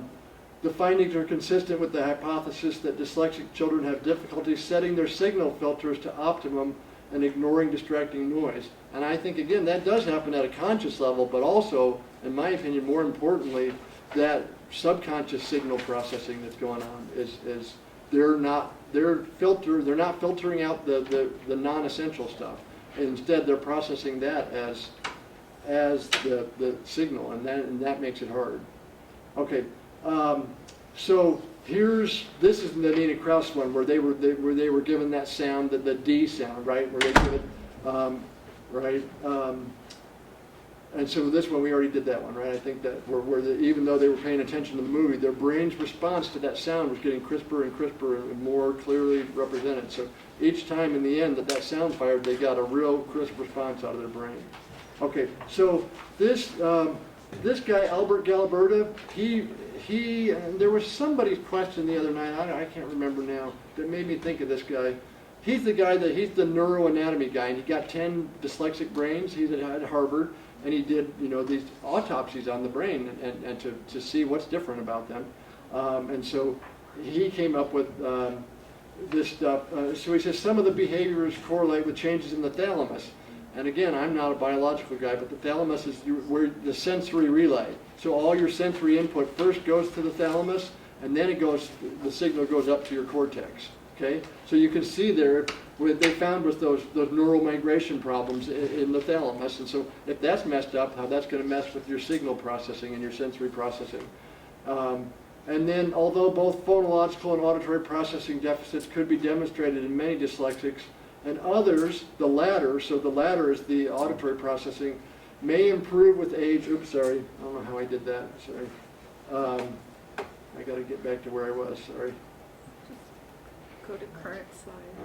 Slide 38. Which one is it? 38. Thank you. How I did that. All right, there's 38. Okay, now, sorry. So there's for some of them the auditory processing problem goes away with age. Okay, or with experience, and so that gets to, who was it that came up and asked me about was it you? You were talking about the high school student with right? And we'll see it in a minute here when we get to the e-reader article. When I actually looked at the scores that were on one of those tables, and those kids' phonology, their segmenting and blending scores were average. Okay, and I'll point out that difference, and so I see that a lot too. That I think that. And that's what Seidenberg talked about. If you don't repair the phonological stuff early on, it continues even later. Even when you fix the phonology later, your reading just continues to suffer. Okay, and so he found that too. That what Galiberta did too. They do these mutant. Remember Nina Kraus talked about the mutant rats, where they have these dyslexic rats, where they've genetically engineered these rats, so they have thalamic problems, right? And these brain problems that mimic dyslexia. And what they found was that as they matured, that auditory processing sort of repaired itself. Okay? And so there's this convergence going on from biological modeling, what I see in the classroom, there's lots of different angles coming together. Okay, so here's Matthew Schnapp's. And I just thought I'd put this, I like to have a face with the people. And one of his things he talked about in the e-reader article was that by changing it, reformatting it onto the iPad so that it was only, however many characters wide it was, 14 characters or whatever, that it improved that their eye movements tracked more normally. And you can see this is a good image here. You can see this he's reading this, and this computer tracks his eye movement. It tells exactly where he's looking at. And you know what? And I have, watch this, sorry. I gotta call it up here. There's a 2-minute video. Watch, this is the guy, Keith Rayner from UC San Diego. You'll see his... I'm mainly interested in finding out what's going on on his eye tracking inside the head as people are reading and understanding the text. I think what eye movements are doing is reflecting... That's the eye movement. The moment-to-moment processing that people are engaging in. In silent reading, you typically move your eyes about every 250 milliseconds. Okay, that's about the average fixation time of the eye. But there's a lot of variability around that. Sometimes it's as short as 100 milliseconds, sometimes it can be as long as 500 milliseconds. And the All right, sorry. Is it not going to play? All right, I'm just going to can it then, right? Because if it won't play... So let me go back. So I just wanted you to see that eye tracking stuff, right? That's what. So part of what Matthew Schnapp is measuring is, first, is your reading speed getting better? Is your comprehension getting better? That's the real goal. But maybe it is or it's not. But then, so part of also is they know that these kids with dyslexic kids, their eye movements are not. They don't go like typical kids do. And so they've got this real sophisticated technology that wherever you look at it, it instantly, it tracks exactly, it knows exactly what letter you're looking at in there. And so I just wanted you to see that on there, how they do that. Yes? But is there any information about what came first? The eye tracking movements or the phonological processing things then caused? I think there's an active debate on that. Yeah, I think it's both in a sense, and I think that when these kids with the, if you have the visual processing problem, I think that is affecting how you're processing stuff orthographically. But I think that because all the processors are contributing to that process. And each kid is unique. For some kids that they don't have that visual crowding effect. Whatever. 2/3 of kids don't have that, but 1/3 do. And so I think it depends on the kid, right? But I don't think there's a clear answer on that. I think there's some debate on that. If you Keith Rayner, that other guy that came up in the video, he's got this thing called the Easy Reader, and I think Matthew Schnepp referenced that in the article, the E-Z reader model. And if you go in there, you can search it on Google Scholar. You can pull it up, and he has this whole thing on that. But I don't think it's clearly one-sided. I don't think it's been established yet. Right? I think there's the debate is going on that. So here's the visual problems part. Still if you look at the date again, 2006. Right? That's what I'm saying. I graduated from my program in 2003 or 4. Right? And this research didn't even exist at that point. And so the knowledge. And so after you get out, I really strongly encourage you guys to continue to follow the research because there's going to be a lot of new developments, I'm sure. So it's likely, this is what Galiberto says, he's the Harvard anatomy guy. It's likely that purely visual, but not ocular, so the meaning like it's not like, you need glasses, problems can explain reading disability in a minority of dyslexic children. I completely agree with him on that. Based on my experience as a diagnostician, testing 75 dyslexic kids every year for 11 years, okay? But, International Dyslexia Association still says it's not visual. I don't know where they get off on that, but Matthew Schnepp at Harvard, his publication shows a strong evidence for this visual stuff, right? There's a bunch of the references in the back of his article. These French people, the French and Italian people, they've really been. It seems to almost be like there's these little cliques and mafias in the research, that the French and Italians they fully embraced visual stuff, and the Americans are like, no, there's no visual part to it, and so I think the research is emerging now to show that. So it's widely accepted that dyslexia results from difficulties with associating orthographic and phonological information, so that's what we've been talking about all along. However, in recent years, it's been increasingly evident that deficits in multimodal attention, this is from Matthew Schnepp, okay, so there's that attentional part, multimodal, auditory, visual, right, attention, also impair low-level functionalities implicated in reading. Right, and so it's not Sharon. You said a couple weeks ago. You go, but isn't dyslexia? Aren't there subtypes? And you're right, there are, but it's pretty complicated. But most of them, most of all the subtypes also are the core thing is the phonology. So visual crowding impairs the formation of proper orthographic representations. Okay, so what is that visual crowding? So I'm going to try to see what I can do here. Is that okay? 30 to 50% of all people with dyslexia, this is from Matthew Schnepp and then from the French and Italian people from their research, 30 to 50% of people with dyslexia have serious impairments with visual attention independent of the phonology. So some of them have both, some of them one or the other, right? So low-level visual processes such as visual attention interact with higher-level cognitive processes such as the linguistic, the meaning, that's that semantic processor, the context processor, to drive the eye's movement, okay? So he talks about this in there, that attentional spotlight, okay? That your higher level cognitive stuff is sort of driving what he calls an attentional spotlight, moving it forward, and then your visual stuff has to track with that, okay? With the higher level attentional stuff, okay? An intentional spotlight directs the attention forward, and Keith Rayner, and I'm sorry that couldn't play because he talked about that in there, and I wish it would have played. So that attentional spotlight is moving across the text, right?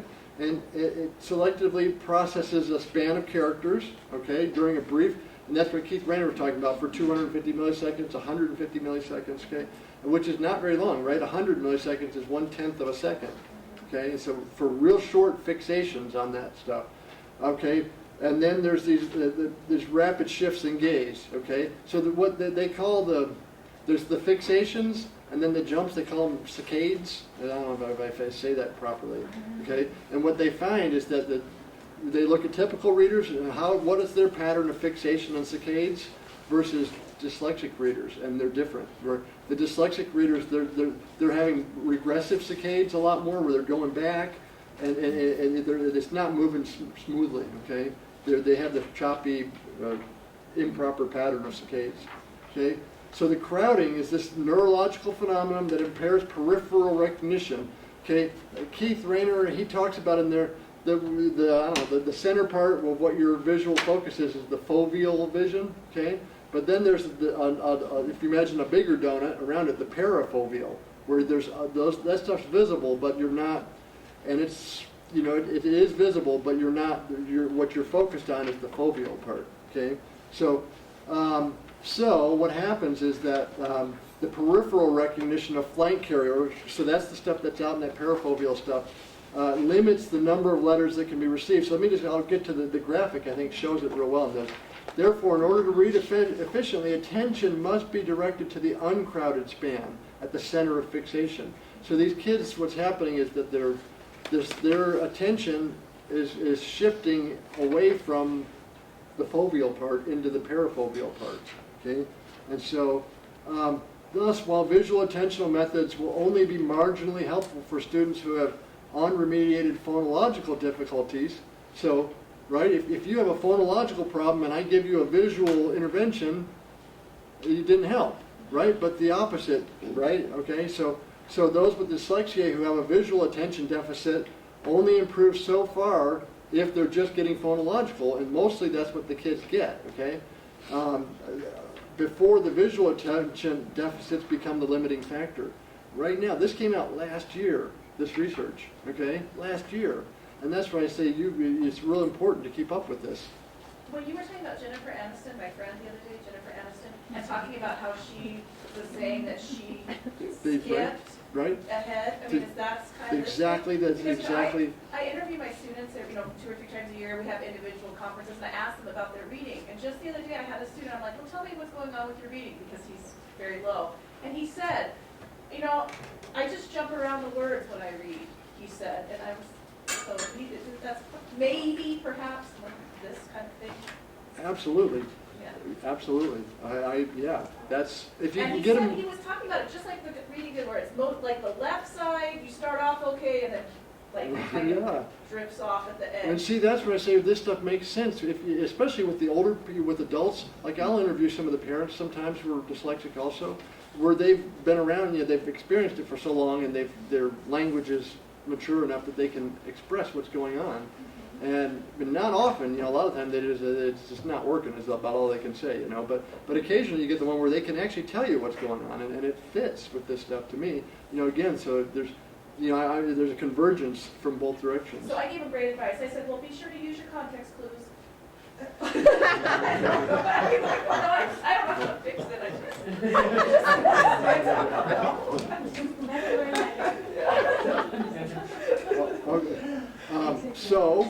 As a consequence, unless visual... yeah, well, and the sounded out thing, unless somebody's taught you the syllable types, you don't know how to sound it out, period. The syllable type informs the pronunciation. And so if you've never been taught the syllable types, it could be anyone. That letter A could have meant any one of those 7 sounds that we had on there, right? And so, yeah, you do need to sound it out, but somebody needs to teach you the rules if you're dyslexic, right? So unless visual attention deficits are somehow addressed, such individuals will reach a plateau in their treatment and cease to improve with practice until the visual stuff is addressed. Okay? Yeah. Why is it that we got people plateau, right? Maybe we could more quickly and get them up to speed. Okay, so here's his graphic. And so here's what he says. If you focus on this line right here, if you focus on the red line, okay, if you lock your focus on the red line, when you're looking at that red line, you can easily perceive the R. You see that? When you just look at that, the R's, and this is different, I think, because it's so far away, but if it was, on the page in front of you, whatever he says, 35 centimeters or something, typical distance, when you look at that red line, the R is pretty clearly visible, right? You can discriminate that R. But the letters on the other side, the individual letters in the word covert are not. It's hard to discriminate the individual letters in that, because that's what he's saying, the crowded, that parafoveal part. And so what happens with the dyslexic kids is their attention is not keeping, their eye movement is not keeping up with their attention. And so their foveal, their attention is over here in the crowded part. It's not in the central part that's not crowded. There's a disconnect between where their attention is and where their eye is looking. Okay? And so if your attention is processing the letters that are over in the crowded part, and so I don't know if you guys, and I don't like he says, his stippling, he's trying to show your attention moving forward. But I think this is really the revealing line, that it works for me. When I look right at that red line, I can discriminate that R real easily. But when there's a bunch of letters that are, and you can see that other R is the same distance over, right? And so the difference is that it's crowded with a bunch of other letters, and that makes it hard to discriminate. And so that's what's happening. And you get those kids where they put those extra sounds in the word, right? When they're reading and they throw in an L or an R or whatever, a sound that's not there, right? I always wonder, well, why are they throwing that sound in there? That letter's not even in that word. Well, it's right over here, right? And so if it's getting pulled in and getting processed as if it was part of that word, it bleeds in and interferes with it. Okay, that's my take on that. In Bishop's article, they talk about VA span. Is that what that's what he was saying, that his, and I kind of had to fight with that. He was saying his little iPod thing is a measure of, and I'll show the graphic in a second, was what he called the attentional span. And he was saying, so kids that had a low VA span would have problems with this crowding. Okay, and so I'll show you. I think it's one of these. So the crowding is easily demonstrated. I just explained that, right, with that red line. Okay. So crowding increases with the angle from fixation. So if I'm looking here, or if my eye is here, but my attention's way over here, the greater the angle between those two, the more and more the crowding effect makes it harder and harder to discriminate the letters that are there. So you can see that the more severe your crowding problem, the more disconnect you have between your where your eye is looking and where your visual attention is. The greater that disconnect is, the more and more it's going to interfere and make it harder and harder. Okay, but that's that angle stuff. Okay. So as the gaze shifts during reading attention, that he says with that radial blur must track to the uncrowded part, right? They got to go in tandem. Okay.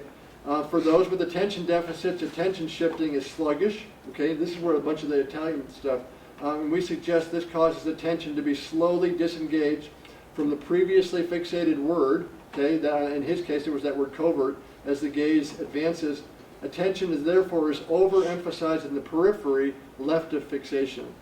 So my eye's moving down the line, the attentional spotlight's telling it to go down the line, you're right. But if you're still stuck over here, if you're not keeping up, you can see how you shift left, right? Because we read in that direction. Okay, and there's a lot of there's other research that shows us even in non-reading tasks where the dyslexics have a left, in people who read directionally like that, they have a left focus, over focus in the left hemisphere. Okay, so look at here. This is what I was talking about.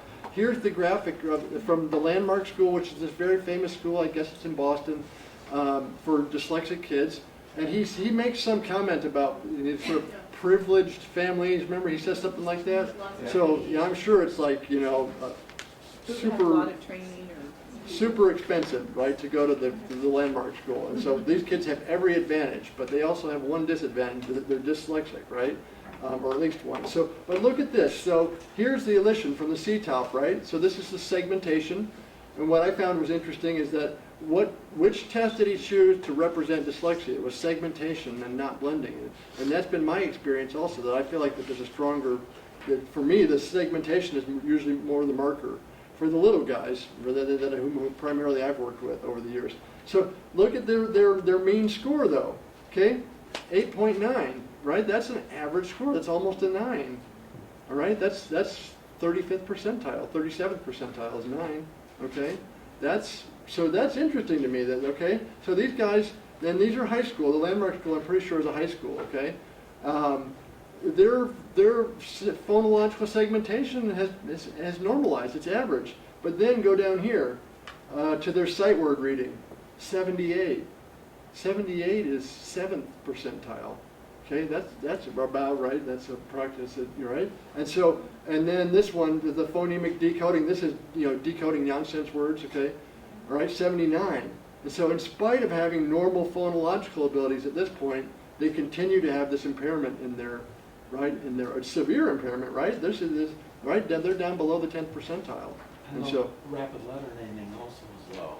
Yeah. Which is a visual, right, it's really visual low phonological combination. Yeah, and it might be too, and I noticed that too. And I thought about that. There's this Marianne Wolf, who also I think is in Tufts, is in Boston, I think.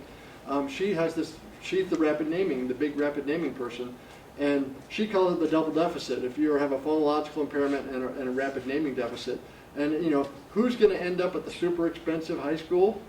Maybe the double deficit kids. It might be that that they're the ones that their problems were so severe that families resorted to go into the landmark school. But yeah, it's really interesting that their phonology seemed to be, and the memory for digits I found interesting too. That these kids' working memory was average. Their auditory working memory, at least according to this, came out average. And there was 104 kids or something in there. So I don't think it's just a one-off thing. Yeah. So I just looked at the landmark school. For the 2014-2015 year tuition, if you just go to the school for day school, it's $51,300. If it's residential, it's $67,600. Yeah. Only? Yeah. See, UNM seems like such a great deal. Oh, wow, thank you. So here was his little app that he had, okay? And so he was talking about, here's this, it's from the Gates McGinnity reading test, which I used to do when I was out there on the reservation. It was interesting to me. And he took that and he reformatted it so that there's only so many letters per line, right? And there's several. He kind of goes back and forth. This was from his previous study where they said, well, do kids read better? Is their speed of reading better, and is their comprehension better if we change the formatting on there? And yep, guess what? It was. So this one says a lot. There's so much information in here. So this is their comprehension score on this axis, right? And this is their visual attention span. And the visual attention task, because remember he said, we have a little iPad or pod, I don't know what the difference is, and it flashes for whatever it was for half a second, 500 milliseconds. Remember, it flashes 6-letter strings. They're not words. It's just letters, L, M, R, S, T, right? It flashes up there for half a second, and then it goes away, and then they call it a global report task, and they have to report which letters did you see. You don't have to say them in order. What letters were up there on the screen? And so what they found is that some people had a low visual span. Not very many of the letters came through that were they able to process of those 6 letters or 7, whichever it was on the screen, okay? So some people had a low visual span and other people had a higher visual span. And so he's comparing. So if you had a low visual span, well, then they did it 2 ways. You did it on the iPod. Okay, we're going to measure you on the iPod and see how your comprehension is, and we'll do it on a paper version, okay, where it's not reformatted. So this is where it's really interesting to me. So if you look at the paper, okay, the paper version, he hasn't altered the format into that favorable way. The people with low visual span, okay, like they only registered a few of the letters on that global report, look where their comprehension is, okay? But the people with a high visual span, okay, their comprehension with the paper not reformatted, right, in just standard format was high. So there seems to be a correlation there, right? Okay, but so here's what the other thing too is that what I think about this is when I think subtypes get washed out in research, okay, because half of them are low and half of them are high. So what's the mean? It's right in the middle. There's no effect. You're right, you know, and so I think it's really, the devil is in the details on this research stuff, that you really have to look at that. So you look at them, so we're going to reformat that same text, you know, where it's got that shorter lines, okay? So when you do that, the kids who have poor visual span, they're look what happens. Their comprehension, it goes up, okay? It gets better than when they did it with paper, okay? But the kids that had a high visual span, when you did the reformatting, it actually decreased their performance. That's, the devil is in the details. This is your recommendation, everybody, right? Which kid is it? Which one of you, this kid you're testing, is he a high or a low visual span? We don't know because we can't measure that. What's that? You're scaring the hell out of me. Right, you see that? So I said to Amy, here's my plan. I got a plan, okay? On Facebook, and you know how Facebook is, one of my old high school classmates is on Facebook now, and I got a friend request from him, and he teaches a course at University of Texas on making mobile phone apps. Okay? And so I'm going to email him. I'm going to say, can you make me this app, the visual span? It just flashes 6 letters on a screen for half a second. That's all it does. Okay, there's nothing fancy about it. All right, kid, Schnepp says they hold it at their own favorable distance, right? Whatever their comfortable distance is. It flashes up there, now tell me how many letters. And he has a cut score in there, I can't remember what it was. Like if you had this many, if you were above or below this, that means reformatting would work for you or it would not work for you. So what kind of relationship do you have with Schneps? Yeah, I think it may go down. Well, if you pursue this with your friend. when I emailed Matthew Schneps, I asked him, boy, this looks really important. I want your app. It seems so great. And he said, great. And he set up this thing. And I don't know what it is. There was the Smithsonian Institute at Harvard, and he said, we're setting up a dyslexia course. It's an online course, and for you to download the app, and he said you have to pay for it. But he said, as he said it costs about as much as a cup of coffee. So I assume that, what is a cup of coffee, $3 or $4 or $5? I don't know anymore. I don't drink coffee. So you'll have to pay for it. But before you can do that, you got to take this little online dyslexia course. But then something happened, and he won't tell me what happened, and it blew up, and the Smithsonian thing caved in, and he moved to UMass, and he's got a learning lab at UMass, and so I emailed him, and he said, Apple will not let me release the app yet. And he said, I'll let you know as soon as I can. So that was my conclusion on my little paper, was when our reflection was to use it as kind of a diagnostic in a way. You could find out just by, but can't you just reformat the text on the iPod to bigger and only 6 letters? I don't know. Yeah, well, again, I'm not, but I think you could just readjust it and you could just say, is it easier this way or this way? Yeah, you could do the reading speed, the raw reading fluency, and it has a proxy for the comprehension. It doesn't have to be quite so official, but you just say if it's easier for you to read it this way, then just expand the text. And that's what I've said to Margot is that would be a great thing for UNM to research. Is this research needs to be replicated, right?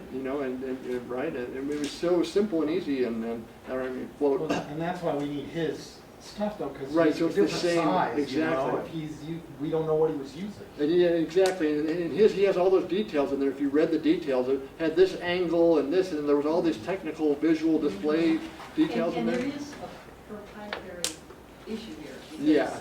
Not only is Apple, which is notorious for that, but it's his research idea, so you have to be very careful. Well, just for our purposes as diagnosticians, though, couldn't we just say, like, without it being research, you guys are talking about publication. I'm just talking about, we're in the field, we're trying to figure out what to help this kid with. But again, it's one person using his own app. We really needs to be replicated. We don't know if this was an anomaly, or if this was something that's real. And it looks real. I mean, yeah. I mean, it seems like real. It seems like a very well thought. I could find nothing wrong with that research in any way. It seemed like very high quality to me. And more so than most educational research I read. I would say almost any. It seemed like real top quality. They really controlled all the variables and. Well, let me keep going. So here's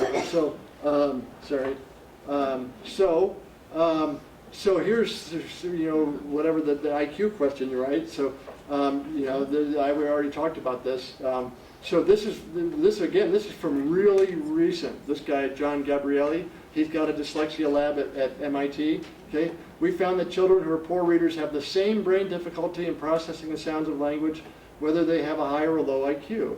Right, there it is. It's not the right. It could be either way. And so when they say, "Oh, if you got a low IQ, you can't be dyslexic," the science says no. That's not. That's wrong. Okay. All right. Reformatting significantly improves for those with dyslexia. We emphasize this alone cannot address all the factors, right? He's not saying, so let's just switch over to that stuff. It's just that plus, right? So dyslexia, it's along multiple dimensions. So he says altering the spatial formatting can only partially alleviate factors affecting the dynamics in reading, such as, so here's these different factors. Slowness caused by that attentional shift, okay? Difficulties with phonological representation, so that's a different area, right? Latencies of that rapid naming, like the kids that have that rapid naming problem. And so those are three different problems, and so there would be different, interventions and different things for each of those. And a lot of kids will have all three of those problems going on.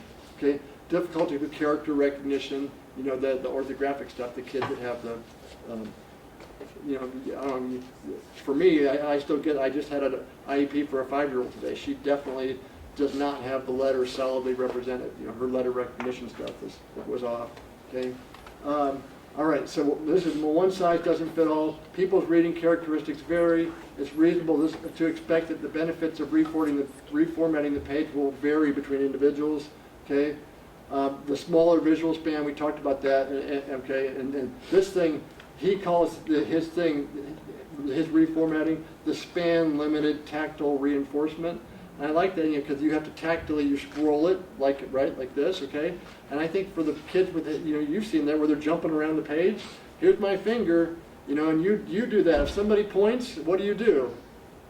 Yeah. Look over there, right? You follow that, and I think that there's something more to that tactile reinforcement part. I think there's more than just, I think there's an attentional part that's going on there, okay? All right, I don't know why. That. Oh, I know. So now, here's where, all right, so that's it for snaps.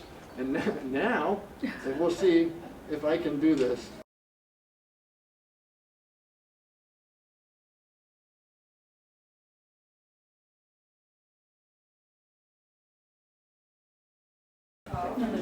I wanted to go through a couple of the figures in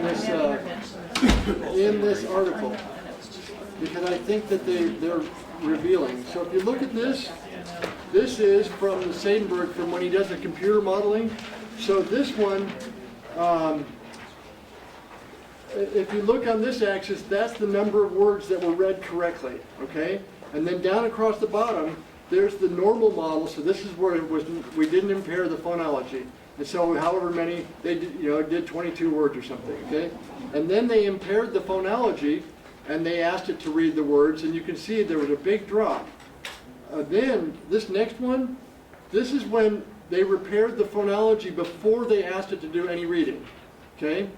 So it had been impaired, and then they repaired it, okay? And you can see what happened. If you repair the phonology early like that, it goes almost back to where we want it to be, right? So like the unimpaired. If we repair this one, oh no, sorry. I jumped ahead one too many. Okay. 168. I want to find the one. That was the one where they did the.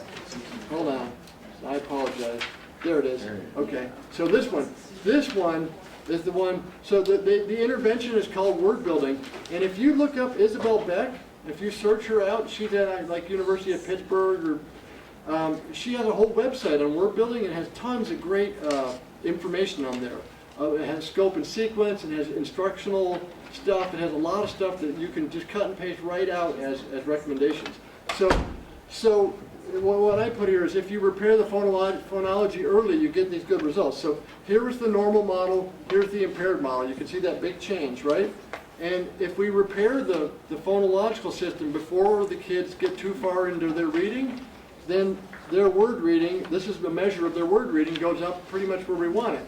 But if we wait until, this is where they've attempted 10,000 words. okay, and I have no idea. He talks about like that was a good place to do it, okay? Even after 10,000 words that they've attempted, this is with fully repaired phonology, okay? Okay, you're not getting, when you do the word building intervention, you don't get as good of results. And then you can see here, this is after 100,000 words. And you can see there's this big difference here depending on when, if I repair the phonology early before we start the reading, I'm going to get great results. But if I wait till later and I repair the phonology, I don't. I have a question. So one of the articles we read, it talked about like 4th grade level was when they really could hear the syllables. Yeah. How does that match up with the 10,000 words? I think that would be way, way later. I think that would be much, much later. You know, remember they're saying the 5th graders read 1 million words in a year, right? And so I think that would be a lot later. So that's interesting. So this is when we haven't done the word building, okay? This is all we're doing on this model is we're repairing the phonology without the intervention, okay? So we're gonna have regular reading, we're gonna have the impaired reading, and then at different times, without any intervention, we're just gonna repair the phonology. We're not gonna repair the word reading part, okay? And you can see there's this big difference here. And again, this is kind of like that SNP stuff. The devil is in the details, okay? When you do it and what you do apparently makes a big difference, and that's been my experience in the schools and in the classroom, that it is. Some kids prosper and others don't, okay? All right, so then, the next model, this one is when they do that Isabel Beck, the word building activity, okay? So now we're going to do that word building, and you can see that difference here. When we do look at how much everything went up, okay? If you do a proper intervention, now what Seidenberg says in this article is that what that intervention did is it remapped the connection between the phonology and the orthography. And if we fix that mapping, then it fixes it up. But if you don't fix that mapping and you only fix the phonology side and not the connection between the two, you get those poor results. See, almost everything's right up there where we wanted it, right? Whereas back here on this one where we didn't remap the connection, you can see how these ones are really poor. Okay, down here. Yes? I think it's worth noting that if you haven't taught a kid any orthographics, the phonological awareness is higher by itself. Yeah. Just a little bit, but it's higher with the middle one on both. Until I read this study, I had never seen this before. It was surprising to me. I'm like, what? You know, what do you mean? You know? And so, yeah, I completely agree with that. And so I think, you know, my point there is that, you know, one, that Isabel Beck word building activity I think is a good recommendation for people. And that there are these real differences, and you know, and like I say, the devil's in the details in that. Okay, so then I want to go to this figure, okay? Because I'm running out of time fast. So this one I like. So remember I was saying that it's all mathematical and algorithmic, and so what this graph is showing is which of the hidden units are being used to recognize the word, okay? Because he can go back in there sort of forensically, that's my term, and the model has a trail and it shows, okay, this unit's in this unit. And so if you look on this one, I said, this is which units are being shown here. So all these words are real similar phonologically, right? They're right, feet and beat and I don't know what all, they're all on top of each other. And you would think that words that are only different by one letter, that you would use a lot of the same units to recognize them, right? Because they're almost the same word. It makes sense that they should be piled on top of each other. And that's that interletter activation kind of thing, right? Those same activation units are because the words are almost the same. These two words are orthographically similar, but they're phonologically different. They're the exception words, great, right? It says A instead of E over here, right? And so they're different. There's a big difference. One says A and one says E. And so we would want them to not be recognized with the same units. We would want different phonological units to be firing. Okay? And you can see that here on this, right? This is in the normal model, that the words that are different on there, which units are recognizing them. Okay? You see that in threat, right? It says eh, right? It doesn't say the E sound. Okay? So then, though, if you go to this one, okay, this model, okay, this is the impaired model. So this is the one where we messed up the phonology, and we're going to see which phonological units it's using. So I put exception words and similar words. They're all using different recognition units. So look at these two words, beat and heat. They make the same sound. There's only one letter different. Those should be stacked on top of each other, right? There's a lot of overlap, but look how far apart they are. They're really far apart. But beat and great, those have two very different sounds. They're very different phonologically, so they're far apart. And this to me, that's exactly what poor readers do, right? They say the word one way one time, and it's like a pattern hasn't been formed in their head. The exception word is just as far apart from this word as the word that's just like that word. That's exactly, to me, that looks exactly like what I see when those kids are reading those words.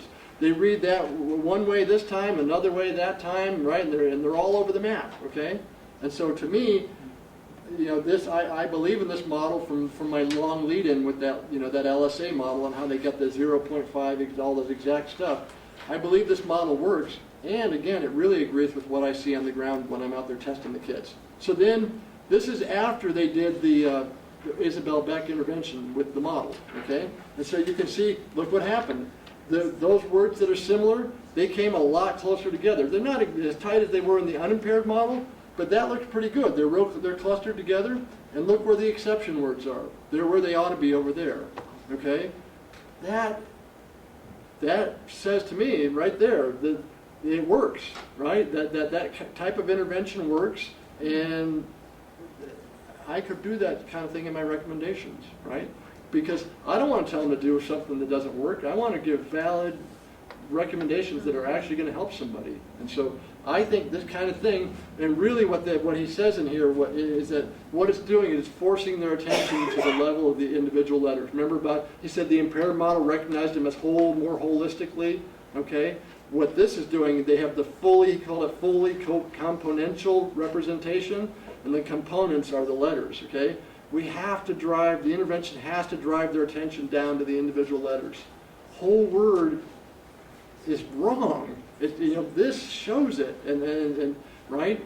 The whole word stuff, yeah, you might get lucky and guess the word, and you got it as a one-off, but what we need is for these interletter activation connections to form up, okay? And so, I don't know if that was, it took me a while to come to terms with, what is this?